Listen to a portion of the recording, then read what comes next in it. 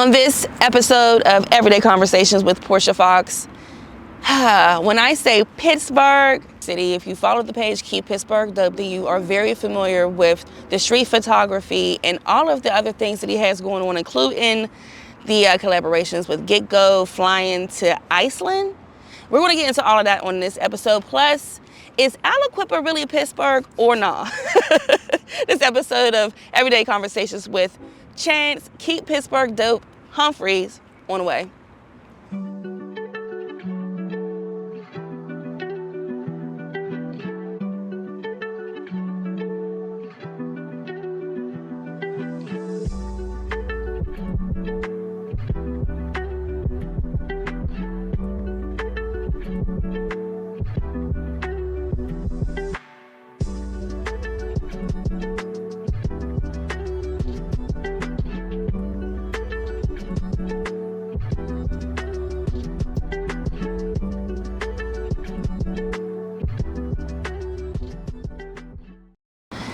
Chance, how are you today? Good, how you doing? I'm very excited to be sitting here with you in front of the NFL draft clock. Yes. It seems like the perfect setting for us to have this conversation. Black and gold, shout out to Keep Pittsburgh Dope, and P is for Pittsburgh. It's a very, very Pittsburgh show today. Yes. Hopefully you understand the dialect, because you know the people say that we sound country. For sure. Very country. Now, they say that for me, and I'm directly from Pittsburgh. No shade, but Chance is not exactly from Pittsburgh, but he's not that far away. He's from Aliquippa, PA. Is that correct? All day. Born and raised. Proud of it. But like I said, before we got on camera, I guess I'm a Pittsburgh, what do you call it, implant? Isn't it an impact? Impact. Implant. Yeah. We just went all the way around the world with that one. But I don't know. I've heard Pittsburghers really say like, "Nah, you still count." So like, you still count, yeah, absolutely. I've been in the city for, like I said, 11 years. So shout out to all of the Aliquippians. Is that what y'all refer to yourself to? Yep, Aliquippa for sure. Super cool. Fun fact: Aliquippa got a lot of black people, so. Yeah, black they're people definitely down. Yeah, they are. But they tend to come to the city to have a good time. So that's how I kind of got a chance to know you, Chance. First, you have 11 years under your belt for Keep Pittsburgh Dope. That deserves a round of applause for sure. Yes. And what exactly is Keep Pittsburgh Dope for those who do not know, who have been under a rock, or who just have not clicked follow yet? No, Keep Pittsburgh Dope. It's a lot of things now, but at its core, what it started out as was just me as a photographer documenting different people in the streets of Pittsburgh. So it started off more so style, and it kind of evolved into just unique people. It still has a style element, but it's more of just capturing your everyday person with something unique that attracts my eye. But like I said, it's much more. It's it's me showing my personality with different brand deals I have. So me creating content outside of me behind the camera, me in front of the camera, and just, showcasing my personality and what I can do, and, helping these brands, achieve what they're trying to achieve marketing-wise, so. How's that been going? I mean, you keep getting these deals, so it's clearly obvious that it's working. You do have a good response. And to that, I would have to say it's clearly your consistency. And the quality that you do put out. I mean, I love seeing everything that you do. Thank you. Just before we get into all things Chance Humphrey, I'm very curious to know, because you have taken a plethora of pictures in Pittsburgh. What is one of your favorites? Man, that's a good question. I got so many now, man. You have a ton. I would say, I would say one of my recent favorites. Okay. Like, I'll say it's more so about the interaction. So it's like I shot this kid. He looked like undeniably cool. Like he had his hair. His hair was dyed, and he had all these patterns in it. Like he had some cool jean shorts on. He was a European kid, looked like a college student, and he was walking with his friend.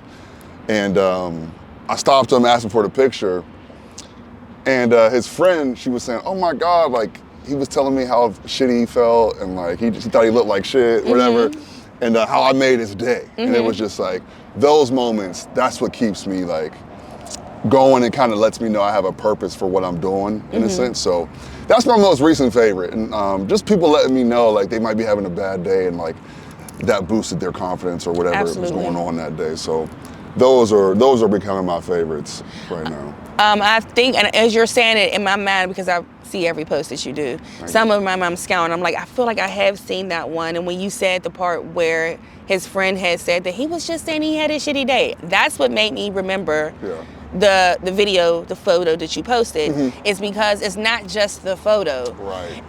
Okay, so you have done a couple of my favorites.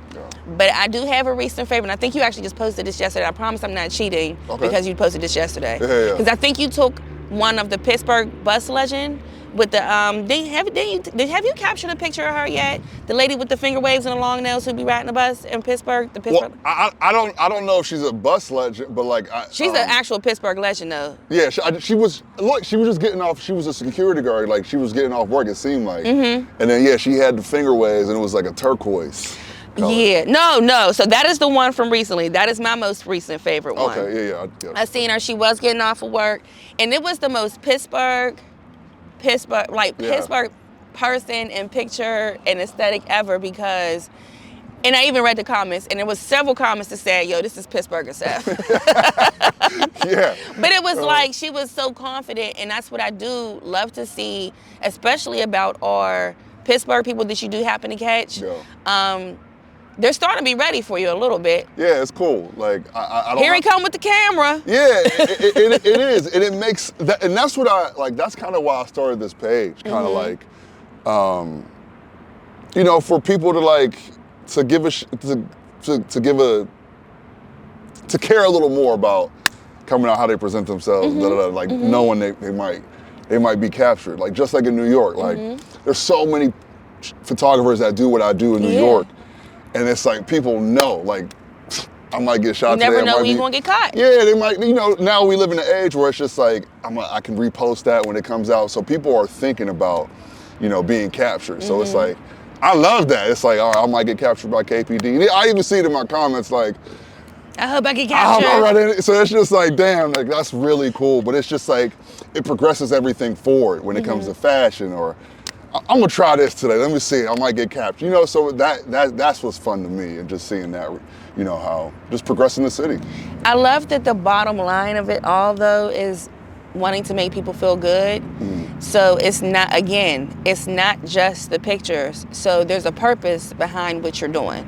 Right. I've always said that whenever you want to do something and you're passionate about it, there's typically a purpose, even if you don't necessarily see it at the top, at the beginning, because you're just driven to do this. Right. But when you get to the meat and potatoes of it all, you're out here uplifting people's spirits. Right. And it's contagious. Yep. Positivity is contagious. For sure. So when you're out here doing that, somebody says, I hope I get captured by KPD. Now they're trying to put on their best face because they know they're going downtown today, right, or at any point around the city, and they're just hoping for that moment. But at the same time, when you feel good, when you look good, you feel good. Right. So even if you don't get a picture captured by KPD, right, you still look good. Exactly. You still feel good. Exactly. That's the true essence of it. And then guess what? You might get captured tomorrow, so put it on again. Put that shit on. Exactly. And even if it's not me, like, someone without a camera is like, yo, I love your outfit, whatever. And it's that, even that is like, oh shit. Like, you never know that you're in the photo in the background of somebody else's picture that you have. I mean, we're in the age of phones right now.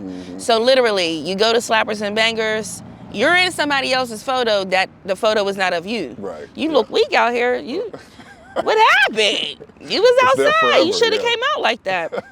So no, I think that's a beautiful thing. Where's your favorite place to shoot? I mean, Pittsburgh and downtown, but the actual place that you find your gems, or do you have that secret place, or is everywhere your gem? Yeah, man. Like I would say it's still downtown. Like I just love downtown because it's like our central. You see everything. Yeah, it's just like I love it. It's gritty. I just love being downtown. Like because you might catch a fashionista, you might catch like lady getting off work with finger wave. It's just so many different cool people downtown. But when you talk about youth, I like going to Oakland because that's where you kind of see the fashion forward kids coming from all over the country, going to this big university. Because they be dressing over there. Yeah, you be like, where did you get this? Yeah. Y'all got it. I was so busy at the beginning of the semester, like I couldn't get over there like I wanted to, but like I know, that first week everybody's showing out, and it's just like Yes. I missed it. But real drippy around Oakland. And I wish I could have captured that. But even still, like they have a lot of fashion-forward kids over in Oakland and Pitt and Carnegie. Okay. But so Oakland downtown, pretty much central. So we're not going to really find you out McKeesport. Well, no, that's what so that's what I'm doing with more of the vlog series. So like that's forcing me to not only get out to these like a McKeesport. So it's like I would wrap that in like, yeah, hey, I'm coming to McKeesport, but like let me know where to eat in McKeesport, where to like get the best coffee, so I can maybe I won't capture that much style, but it's like I can capture these other elements of these parts of the city. So it's just like.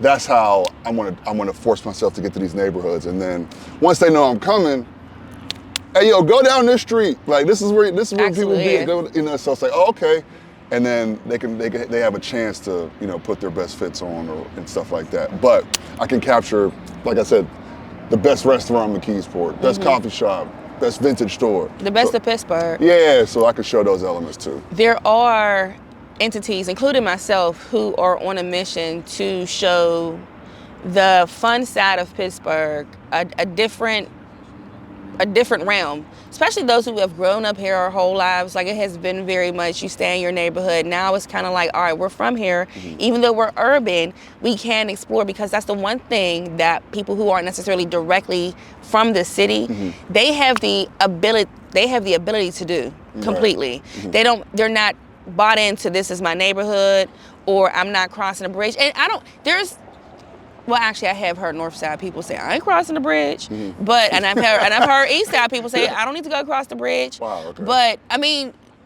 because everything is already over there on the East Side. Right, you got your stores, your malls, If you got money, then you go to the North Side, because that's where Ross Park Mall is, and that's where the more upper stores are. So I mean, yeah, you do go if you got the money to it. But if you're in a regular income-based household, you probably really don't see the other sides that much. Right. But I implore, and as yourself, want people to get out here a little bit more and explore the city. Right. There is even downtown, even the North Shore, and I'll even go to say the East Side Bakery Square is a great.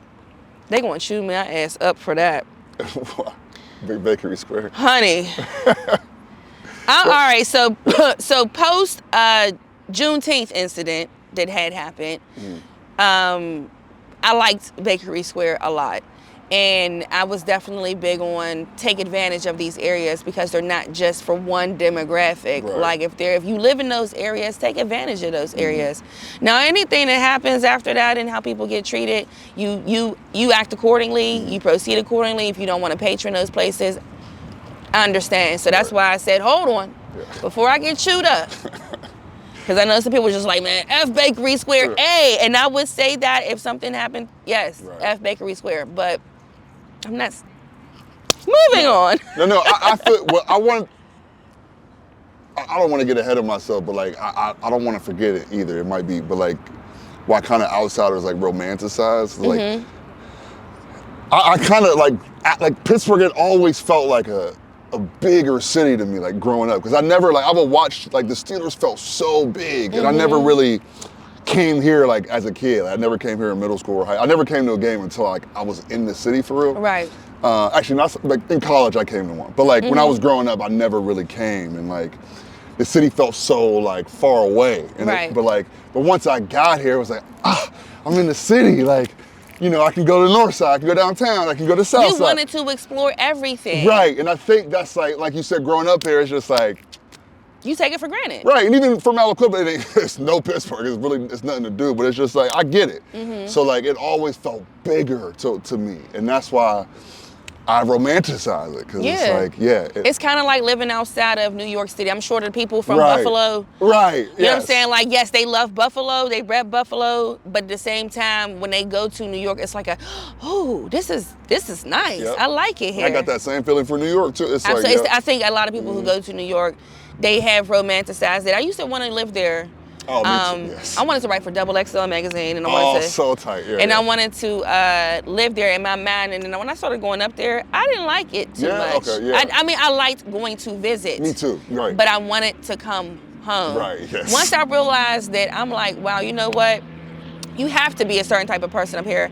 And I'm cool with not being that person. Right. I like my little Pittsburgh self. Me too. And I like the slow pace that we are. I don't want to have to bump into people every day. That's stressful. It is. Once I realized that, I was like, wow, I might be a little country. No, yeah. Yeah, for real. Like, that's me too. I think in the same boat, like, I mean, of course it's expensive as Evers, but it's just Yeah, like, that was another turn off. Like, you know what? Yeah. It costs how much to live here versus there, and you get a closet for Come on, $2,300? it's insane. I'll pass. No, I'm good. Like, I'm good. I'd rather, like, I figured I'd rather just come visit, and then I'm cool. But, like, Romanticize the city, and I think, and that's the beauty of traveling to other cities too. Right. You don't have predisposed any filters on anything. You could just go right. anywhere that you go. So, what is your favorite neighborhood in the city of Pittsburgh? I mean, outside of, if you're going to say downtown, that's kind of cheating. But No. I wouldn't be mad if you did. I mean, like, outside of photography, I love the north side. Like, Okay. I lived on the north side for a long stint. I guess Deutschtown and the War Street. So, like, I love the north side. That's my favorite side. I'm in Bellevue now, all the way A little to the bit further top. back, yeah. Yeah, but like north side, I miss it a lot. Like, yeah. North side is a great, I feel like it is closer to this aspect, and I feel like I do love the north side. It has that feeling too, and being from the east side, when I do come to the north side and ride through the Mexican War streets and ride past EC, ride past the aviary and that whole center, it definitely is like, it's really nice and welcoming over here. And I always want to say, I could move over here.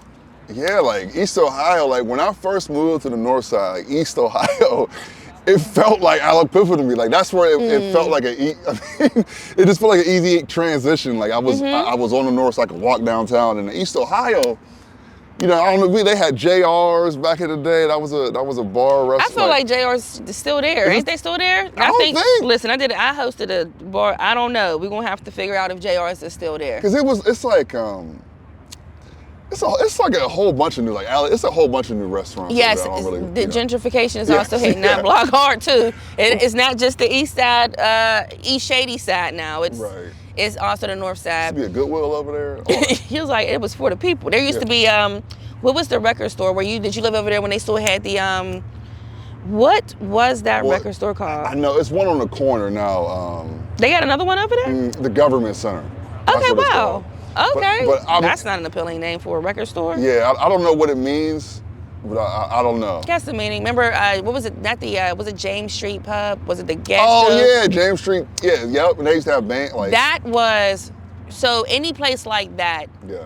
for me, is like a staple, and I hate to see that they're not here anymore because it definitely carried the live music scene, it carried the jazz scene.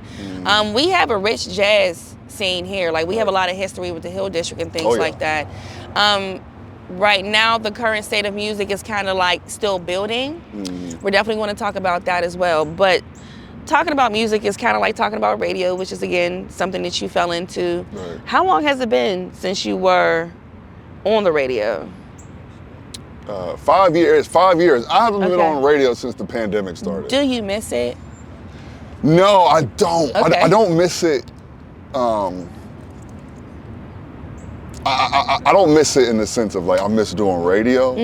I miss it in the sense of like I wish I could just like do something new with radio. Like I wish we had our own morning show. We didn't have like other affiliates like coming like listening to like people who are not from here. Right. Like, and I'm sure you relate like back in the day with like, you know, who was it? Was Kiki on it? Yes, it was the morning show with GQ. Yeah, Kiki. and it was like I miss those days being on the bus and the bus driver playing the like, and that made the city feel big to me. Like, like back when as a kid, I was like elementary, middle school, but like, you know, we had our own morning show. Like that's what, you know, I would love to see in the city. That would excite me as far as like, you know, we have our midday, our rush hour, but I want to see like mom, dad getting up. I want to. They should hear Pittsburgh voices like talking about what happened in this, you know, whatever, black. Absolutely. I mean, like, we have Mikey and Big Bob and like Yeah. WV. I'm talking about for like, you know, Our Whammo audience. and whatever. So it's just like, yeah. So when we grew up on it, there's still, I'll never forget, with Whammo, they used to play it every morning. It was Slide Jock was on the radio. I was 4 or 5. I was in preschool. I wasn't even in school yet. My mom was dropping me off at preschool. And they used to play, we're playing basket. And I don't know, I know it was a segment during the morning. I think it might have been a sports segment or something like that. But that song is like not tied in with the song, like with everything is, but it's tied in with Whammo morning show. Yeah. So every time I hear it, I think about that. So we have a lot more to discuss. We'll be right back in a few minutes with Everyday Conversations with Portia Foxx. Make sure that you're tuned in and subscribe to Everyday Conversations with Portia Foxx. I want to know a little bit more about you as a man, as a person. How old are you, first of all? I just turned 37 in September. Yeah. I thought you was older than me. Well, that's cool. But you in your 30s, though, that means a different caliber of stretching is involved. Yeah, and I feel it. Like I feel, like I thought I was mature before, but like I don't know. It's a certain. Well, it's me doing the work, and then it's also like just me getting older, and I can actually like I feel really mature, and just like, you know, the decisions I make now, and just like the routine I'm in every morning. It's just like I feel. Me like an adult. Yeah, and just like me, like I want to be a dad in the next few years. So it's just like I gotta be this certain, not like I just gotta do certain things for me to raise another human. So it's like, oh, okay, and I'm starting to feel like a good way to that. So my question, since you want to be a daddy, is are you going to be the father that is willing and open to changing diapers and staying up late night? Are you going to be the complete partner, or are you saying, are you being a Nelly to an Ashanti that says, I ain't touching them diapers? No, I'm definitely. So like hands on, Dad. I can't wait for like stupid shit like that. Shit makes me like laugh. You can't wait to get an ass explosion? So like that makes me laugh. It's just like, oh fuck, like, cause you know it's coming. It's just like, God damn it, I've seen this in every movie. Like that is just like you don't prepare for that. You see it, but you'll never be prepared. I'll never be prepared. It's just like I got fucking baby shit in my mouth. Like it's just like, I don't know, like that shit is just like. It's you rethinking about it and still saying, you know what? That's still something I want to do. Yeah. That is beautiful, because you know you want to do that. And also you're at an age and maturity level to say, I want to be a dad. Right. Yeah, you want to, looking forward to getting shitted on. Yeah, I want to do all that. Like, I want to be there for those moments. I'm just like, and when they get older, I was like, yo, you was nasty as shit when you was, I want to have that banter with my child and just like, but yeah. You want to hold it against them. That's crazy. Yeah. Parents is diabolical even before their parents. It's insane. I'm just excited. I'm really, because you say as a guy who grew up without a dad, like, you know, I went down in the summer. He wasn't there as much, but it's just like, you say you want kids, but then that, like, as you grow up, it's like, damn, like, do I want kids? You see other people with kids, they be like, they be all tired and like Kennywood and just like, it's just like you see certain elements of parenthood. It's just like, geez, do I really want that? But then like now, as a 37, I'm like, yeah, like I really do want that. Like, fuck, I know I'm gonna be tired at certain points, like but I want all of that. So I'm just building for that, just financially, like spiritually, all of that. So that's where I'm. So speaking of the dad dynamic, it's so beautiful to hear, especially a Black man say that they're looking forward to that. And I have seen that and witnessed that with my generation of men, the millennials especially. You've taken on fatherhood.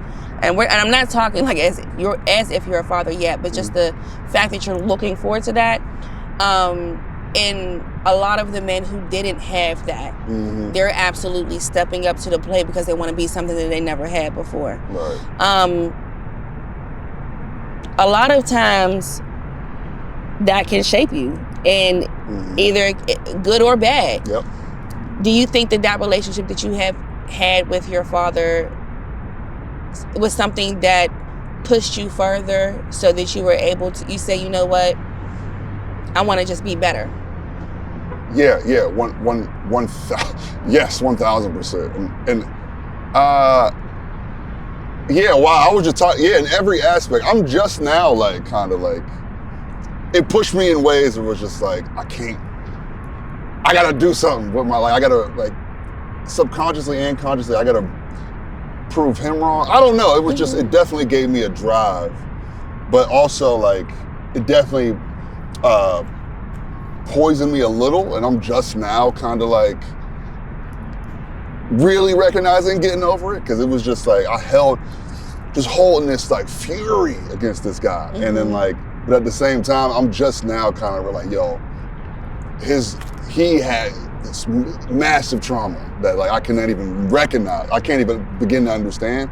So it's like, as I'm getting older, I'm slowly like, you know, forgiving and getting over that. Like, man, like, damn, that's some shit I never went through. I'm like, you know, so it's just like, I'm getting some understanding. It doesn't make it right, but I'm just saying, I'm gaining understanding. I'm more at peace with that. But yeah, it definitely, I think, more positively driven me to be more successful and to be a great father when I do have kids. So, yes, those things I have witnessed in my own life, as far as having a father and not in the home, and then wanting to go above and beyond, and then have other experiences where I'm not seeing the same type of energy, and it's kind of like, I want us all to just be good. Like, come on, let's go over here. But the truth of the matter is, you know, traumas do exist, but you really have to work past them. Yes, or you're going to drown. You're going to drown. Like, you literally either are going to make it or drown. You're either going to make excuses, or you're going to just persevere into being whoever that you're called to be. Because I believe that we're all called to be something. Sure. You just have to really just tap into it. And if you don't believe that, that's just because you have not tapped into it yet. Exactly. You're not made aware of it, and you're letting some hang-ups hang you up still. So you might want to shake that off. That's a word. But that responsibility to be the better dad. Yeah. And then realizing that our parents are people. For sure. They're people before they're parents. Right. So if you didn't have the most best experience with your parents as possible, that they had to shake that off, or they never shook it off, or they're still going through some things, but they're still people. Right. And yeah, that's the one thing, as you get older, you recognize, like, oh my God, my parents are human. They're human. the day that I realized that with my mom, I was just like, I used to think that my mom was so perfect and that I couldn't do any wrong. I was just, you know, everything I did was just a disappointment. And then she would be like, I'm not perfect. I'm not perfect.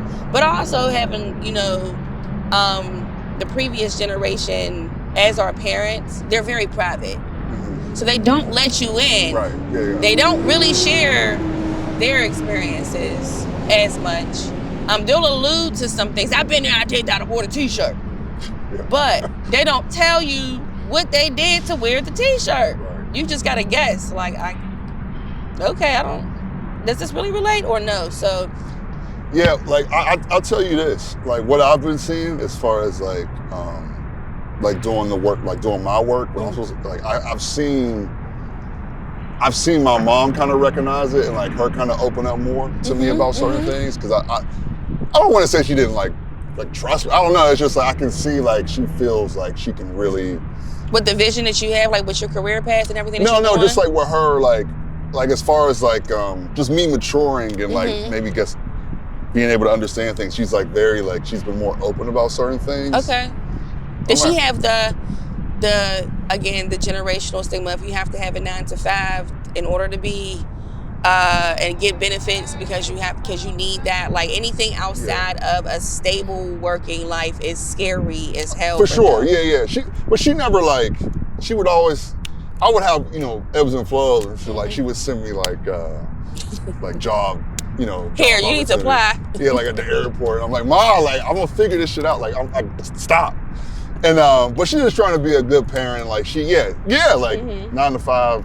Every day you go on to somewhere. You need some benefits. Right. But now like she, you know, she definitely sees, you know, what I was working towards. But they have to. It's so hard. Yeah. I talk about this and I bring it up to my guests, and sometimes it's because I had the Raw Deal Radio podcast when I first started.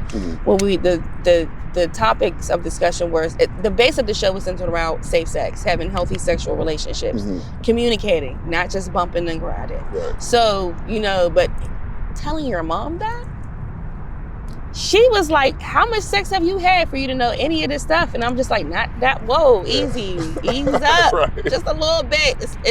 It's for the community. It's not for me to just be out here. So, girl, I remember when, no, not at all. But it wasn't until I got the job with Whammo that she started to kind of see it. And was just like, oh, because without that, I wouldn't be doing this.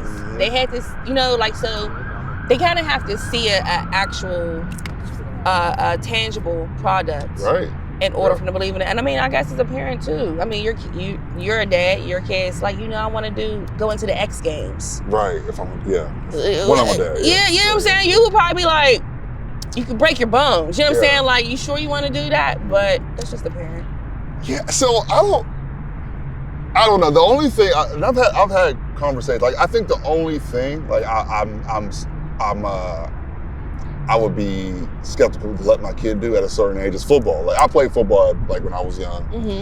You're from Aliquippa. You ain't have a choice. Right. So like everybody plays football. And like that's the only, like, maybe in high school once he's like, yo, like I'm nice. Like I'm trying to. Then it's like, all right, let's see. And then he might get a scholarship, whatever. But like, I'm gonna wait till high school with that. But anything else, I'm like, rock out. Like, even X Games, I'm like, yeah, you might break a few bones and like it's bound. Collarbones. Yeah, but like I don't know. Like if I see you really like to do it, like, and you take it serious and you have a passion for it, I think that'll be the benefit of us being parents. I don't know if I'm necessarily going to be a mom, but we got time. We still got time. Not that much though, but I still got a couple times. Now that I think about it, maybe not. Anyhow, you got time for sure. And I know, ain't that a shame? You got time. But that is something that I think that even if I did decide to become a mom, I think we would be more open to go jump out the window, because we jumped out the window. We went for our dreams. Right. We know what that feels like to do that, and it is a very scary thing. So I definitely understand why it doesn't happen.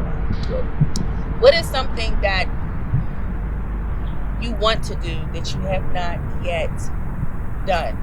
Either shooting a specific person, traveling to a specific place to take pictures of a specific thing or a person. Could KPD be going international at some point? Or ever? Would you take it international? Yo, like I've never shared this on any podcast. And it sounds insane, right? So like, I love a secret. And so I literally, and everything, I've been doing a lot of stuff that's kind of hinting towards it, but like, I've always, since a child, like I've always told my mom, and like, it's always been a thing. I just never told it publicly. But I've always said, like, when I hit 40, I think I'm going to become like an actor, like a big time actor. And I don't know how, like I don't know how, like I'm not going to force nothing. Like it's just going to happen. Like I don't know how. It's just going to like, things are going to line up. And I've been doing some things lately, and I'm like, holy shit! I think, So like, I was like in I had like a extra part this summer in a movie that was filmed here, and I got like a lot of screens. I don't know. It's just like things are kind of lining up, and I'm like, I don't know. But I've never shared that. But like, that's always been a thing. Like I think somehow when I'm 40, I'm gonna be in movies, and like 40 and on. I think it's gonna be before you're 40. I don't know. I always want to do this. Like, I love doing photos. I love being on the streets. But like, and I do hosting. I already kind of do some like different things, and I just think that'll be another thing to add on. And I don't think it'll be a long run. I think it'll be like a couple films that I'm out, and I'll just keep. You said you'll be one of our guys. It's just like, yeah, I know who that is. He was in that movie with Yeah, like. But he was also in that movie with and wasn't he on that show too? You know who's like that? There's a couple people like that. Not to us, but he's a photographer. He's a photographer professionally. But Lance Gross, you remember Lance Gross? Yes. Like we know, like, Lance Gross had a nice run. TV, movies, like Heartthrob, and Lance Gross is that person. Yeah, and then it's just like, yo, he was in, you may not know him to younger generation that he was in, I saw him in, but like. Right, he was implanted in some part of your television movie experience. Yeah, he had a nice run, and like, and he still does. He still does movies, like he still does stuff. But like, he's a photographer now. He's been a photographer. Like I was like, oh, this is before I even started photography. It was some behind the scenes. It might have been on Beat. It was some behind the scenes thing showing about his life. Mm-hmm. And yeah, he does professional photography, and I haven't followed up. He might not even do it anymore, but like he probably does because a lot of people. But photography is one of those things that is a hobby, can be a hobby turned career path. Mm-hmm. It can just be a hobby. Right. How do you know that it's a hobby versus something that you're really passionate about and that you want to use as art? Because I mean, anybody can't take a picture, but anybody can take a picture. You know what I mean? Like what? I know there's certain focal points, certain views that you want to see. So I feel like there's something that you're looking at artistically, even when you're outside taking photos of people. You're looking for the style. You're looking for the certain. So how do you know it's a hobby or a passion? Yeah, like how do you know the difference? If somebody's out here taking pictures now or interested in it, how do you know? Because just because you take pictures doesn't mean that you need to make this a career. Right. It could be a fun hobby for you. But how do you know that you're at the place of, I want to do this seriously? Yeah. What was the turning point for you? I think the turning point for me was, so like, I'll say this. So for me, it was different. Like I knew I wasn't the greatest photographer just by going just by early Instagram photographers. Like I knew I was like, oh, these guys are nice. Like, so I knew I wasn't good, but I also knew I was going to get better. And I also knew from a brand standpoint, like, people might say my stuff is trash now, but I knew they would grow with me and say like, oh shit, like I remember he got nice. So I that was always in my mind, but like to turn it into a career, it was, I think it was when exactly that, I think when my peers were recognizing, you know, I was getting good. And also when people was reaching out for photo shoots, people was like, yo, like, could you shoot my headshots? Or, you know, could you shoot my da-da-da-da? I didn't even know how to price it. It was just like, oh, okay. And then that started happening enough. And I was like, I think we got a business here. And like, and yeah, and also it was the gratification, like once I got done with a shoot and I edited it and that person like liked the photos. And it was like, oh, snap. And then just that kept happening. And it was like, okay, like this is my passion. Like I love doing it. Like, yeah. And so that is what turned it in from just a hobby to an actual career.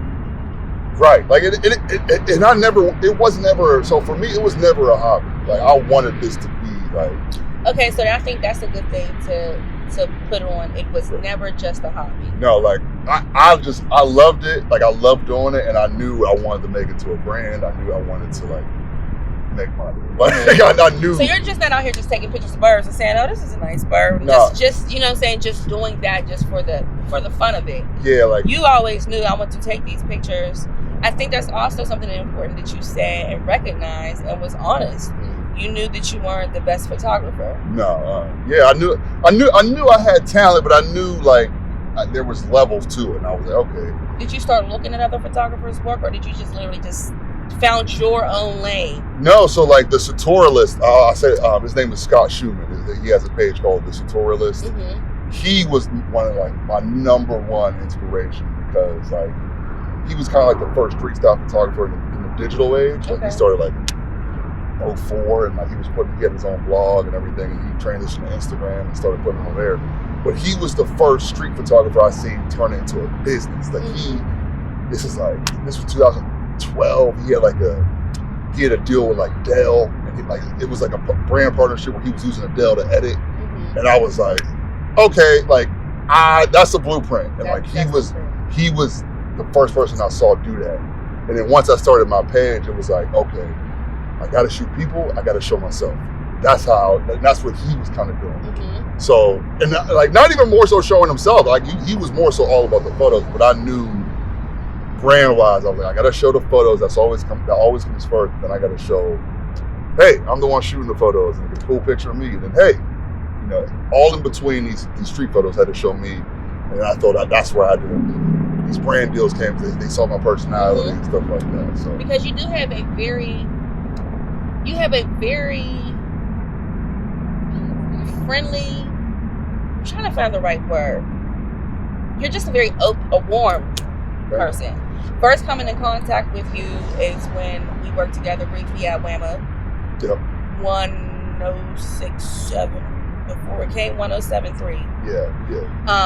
And then I forget, it changes. It changed so many times. They had the R&B. I mean, they had the urban adult. We went through some changes at the OG Whammo. That is not the current Whammo that is right now. Any of these stories or previous Whammo, not the Sheridan Broadcasting Network. This is Marks Communications Whammo, not Odyssey Whammo. Yeah. Marks Communications Whammo. Just want to put that claim out there. And boy, was we a little janky. We would actually go in the back and hit joints in between reporting. It was awesome. The best work experience ever. Very immature, but at the same time, we do have that, and I think that's where we built our rapport with each other, and I got to know you a little bit more. And it was like, oh, he's like a breath of fresh air. He's not your typical anything. He's just a cool ass individual who just sees all possibilities in life, and that's the vibe that I feel like I get from you and pretty much anybody who does come across you. And I know that you're human. I know that you're not just sunshines and rainbows and butterflies and shit. I know that, you know what I'm saying? But at the same time, it's hard not hard. It's very few that you come across in a certain type of business that is an authentic person. And I've been very fortunate enough to come across multiple. I only feel like that's the only people that I do come across. And then we get to a place like this. You haven't been on the radio in 5. I haven't been on, I think, 6 or 7, maybe. I was there a little bit longer, maybe a year. So right before COVID happened, you said you left? Or it was COVID happened? So no. So it was COVID. COVID was actually happening. No, so Whammo let me go. So I was doing double. So man, I was doing weekends at Star. Yes, you were. And I was doing like the rush hour. Yeah. And then Whammo let me go. But I was still doing weekends on Star. Right. I just wasn't doing the week. But then COVID happened, and they laid me off, and I never did that. So. Yeah, COVID was it was a time for everybody. But that's also when I realized that I kind of was over radio myself, and it was just more so like, what's next? You know what I'm saying? Because you do kind of start for the what's next. But your what's next was this. It was like a crazy incline that I just seen you go on, and I remember having that conversation in the back of the station, and it was just like, all right, well, kind of something. I'll see you on the other side, like you're gonna be fine, type time. And look at you, look at you. Thank you. Look. You went to Iceland. Yeah. Can we discuss that briefly? Because that is, and correct me if I'm wrong in the wrong way. Is it Reykjavik? Yep, Reykjavik. Yep. I said it correctly, so I'm allowed to go because I can say it correctly.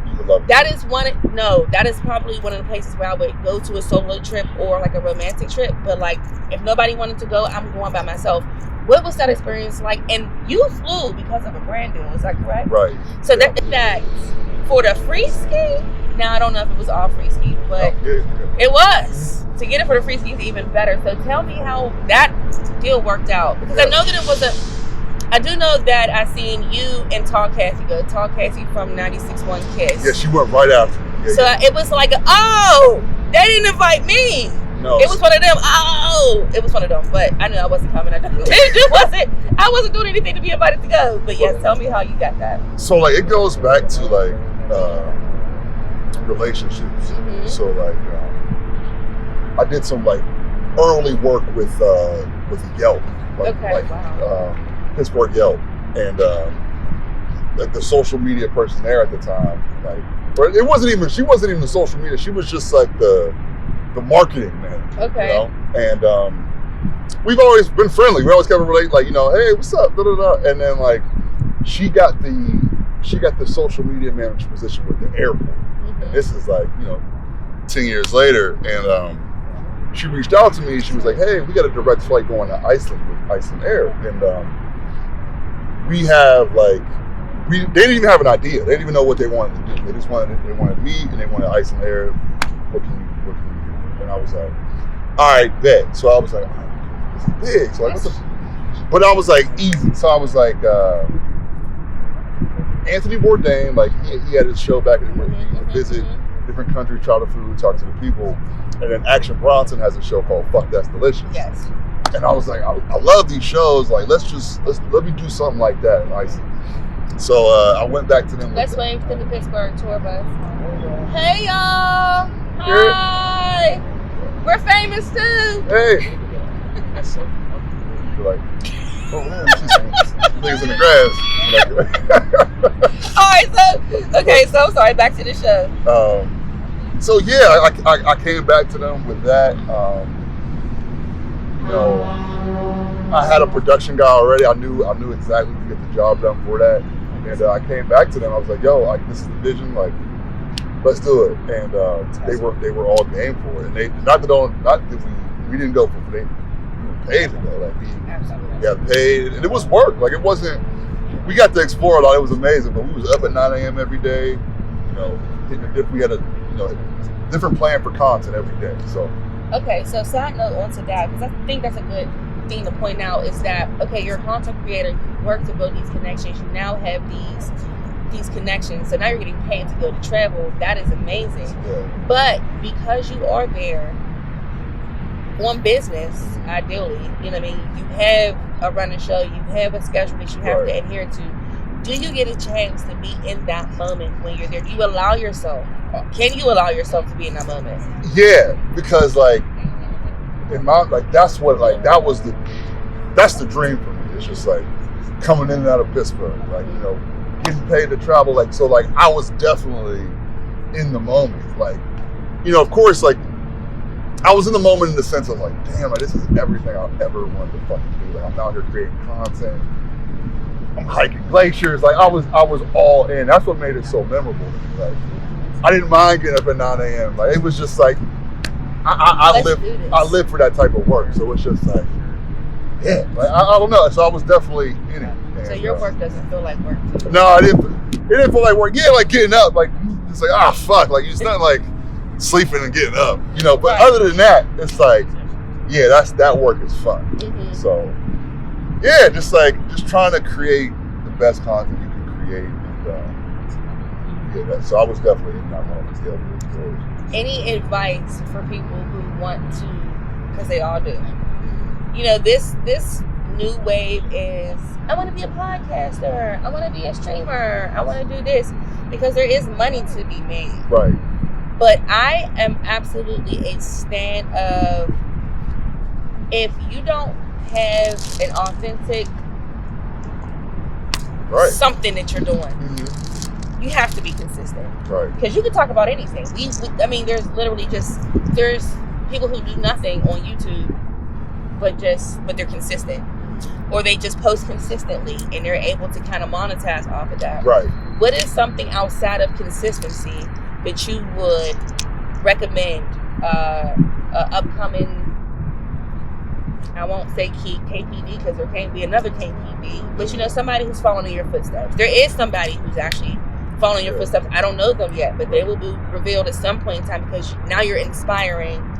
This can happen here. It's not just a New York thing. Yeah. Take advantage of the city. Consistency, I always say quality too, but the other thing is just like studying the game, like seeing where your game is going. Like you said, I was doing pictures for the longest time. Like I didn't even have to worry about reels. Mm-hmm. And then at some point, it was like, like no one's seeing my photos like they were. And then I had to go to YouTube and figure out what's going on with the Instagram algorithm. And then like that's how I learned, like they only fucking with reels. Like that's it, Or you got to post 20 photos for a slideshow. Like it's like, okay. And then it's like then you look at, it's like, all right, I'm a street photographer. How can I really work these reels in? How do I do this? And that's when you I call it stealing like an artist. So it's like, I might go like, all right, let let me see what these New York artists are doing. How they figuring this out? And say, oh, okay, they putting a body cam on and they only doing it on subways. Or my shit is, I'm in the city. Like I'm outside. Like, I'm not. I can incorporate that on me. I'm doing more than the subway. So it's just like now I can have my reels. I figured it out, and it's just like, all right, then now next 5 years, you know, it's reels, and it might switch back to pictures. So it's just like figuring out, you know, how to stay true to what you do, but also adjusting to the game. And staying informed. Yes, staying informed. What's going on. And how do you keep up? It's ever changing. Yeah. How do you keep up with it? Do you just, is this something that you just notice, like, oh, my numbers is off a little bit, let me go do this? Or is there something that you're now following that is going to tell you, like, an update form, I guess, per se? Yeah, so like so that's a great question. So like I know the Instagram founder, I forget his name. Every week he drops a video about what's changing. But you have to follow him.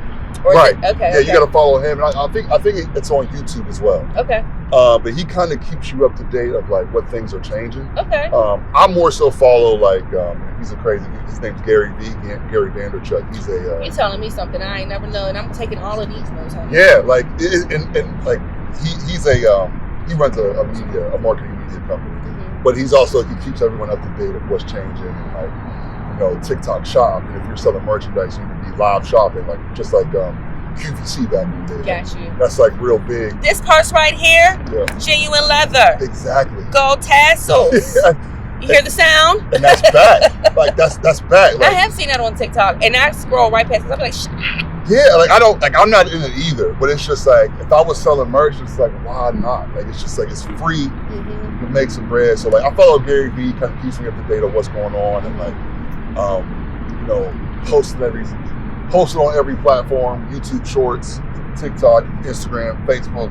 So just staying up to date with that because it does get tedious, and you can like, but you got to do it. Like that's the grind of it. The number one gripe that I have with social media is that it used to be fun.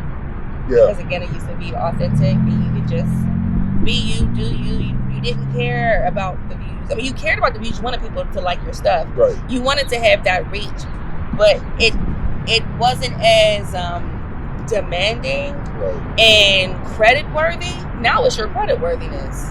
How many followers do you have? I found that with, again, not to even bring it up radio, but that's the profession that I come from. It's once I noticed that people were going to school for communications and were having a hard time getting on the air because you have XYZ followers who want to give you a chance. Yeah.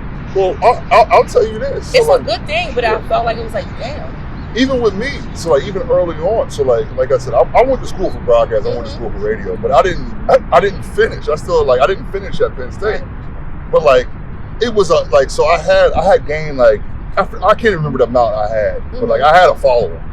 And like I remember, you know, Alyssa, like girls I went to school with at Penn State. Yeah, it's like she Alyssa Star? Alyssa B. Alyssa B from Star. She worked from Star. Yeah, from Star. Yeah. Yes. I think she just moved. I don't think she there. I think she just moved. Yes. We're not. Shout out to my girl Alyssa. Yeah, but like we was intern at B94 at Penn State. We did the internship. That's so cool. Yeah, and then her she reached out to me like once my following was big, but much love to Alyssa. But I don't think she would have reached out if my following was like big enough because it was just like I didn't graduate. I didn't have the credentials to even like really. But if you had started a podcast and you were still vocal about it, you would have still had that trajectory and that voice and that mainstay. Right. I can't necessarily contribute. I kind of got in right under before any of that shit was important. It was more important about the talent. Right. So the fact that I had started my own podcast, had great chemistry with my co-host, was consistent with it, and actually had a voice, and I did have engagement feedback on the vote. Like you couldn't see, there wasn't a view insights, there wasn't any of that. Right. So it was just whoever commented, whoever shared it, or whatever the case may be. But that was enough because I didn't go to school for communications and I wanted to. I wanted to go to Park Atlanta. They never made it. I went to CCAC for business and I went to Everest for business administration because I wanted to be stable because that was the dream. You had to find a stable job with benefits. So And I only say that because I didn't have the following then. And even with the podcast, it was very just local. Right. So it wasn't like I had 5,000 people at that time when 5,000 was the big number. Right. I wasn't considered because of it. I was considered because of my drive and my talent and my coordination of what I was doing. Right. So that's why I was saying to you, even if you wouldn't have had your following, if you still showed something, a listener still probably would have been like, because when you care about it, it shows now. Is that a bad thing that you had the following? Absolutely not. That works in your favor. Sure. But it also worked in your favor that you did go to school for it. You do have an ear for it. Right. You know what I'm saying? Like, you can construct yourselves in that room because you're familiar with it. Yeah. I had no clue what I was walking into. I didn't know how to produce a damn thing. Yeah. And you do that with your eyes closed. And I listen, and I love everything about that. And that was one of the most difficult jobs I ever had because I didn't know any of that. Yeah. So anybody who is trying to do this, and this show is for everybody who has a dream, has a purpose, has a drive, and wants to do something more. That's why I'm talking to you, because that story that you just said is somebody else's story. They're trying to figure it out, how to turn it over to the next step. You've given them helpful advice of who to follow. You shared your dream with us. Yeah.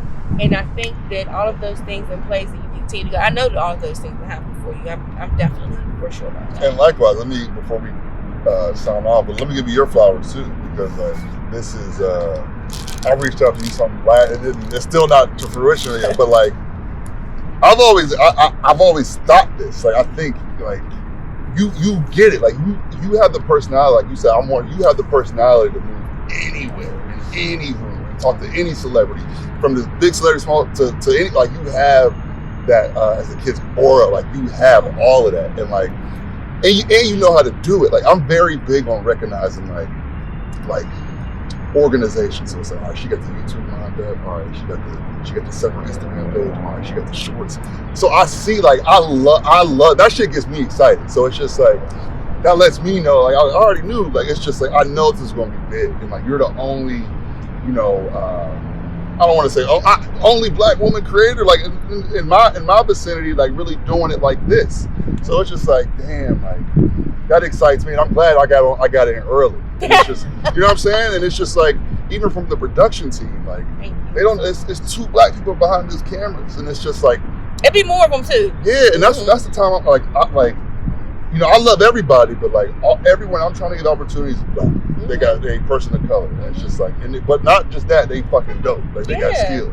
So that's the icing on the cake. But that goes back to what you were saying. We have a platform. We have to build it back up and show our people that are interested in these things that it is possible, because we got one you doing this right now. You know what I'm saying? And we got one me doing this thing right. And there's room for multiple people to get it.